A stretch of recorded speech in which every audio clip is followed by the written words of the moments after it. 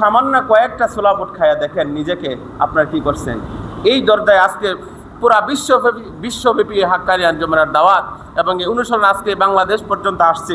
সেই কোথায় কলকাতা বাগবাড়ি থেকে আজকে উনার এই বাংলাদেশ বলেন আপনার বিভিন্ন দেশের আজকে বিশ্বের বিভিন্ন দেশে হাক্কানি আঞ্জুমানের দাওয়াত এমনিতে চলে আসে নাই।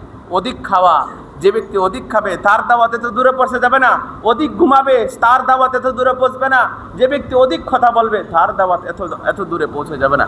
আজকে বিশ্বের আনাচে কানাচে আমার মুর্শিদ সুফি আজম গাছী রহমাতুল্লাহ দাওয়াত আজকে তার এগুলা কেন আসছে? কারণ তারা নিজেদেরকে এরকমভাবে নিয়ন্ত্রণ করছে। সামান্য ছোলাবুট খায়া আমার মুর্শিদ সুফি আজম গাছী রহমাতুল্লাহ এই দিনকে প্রচার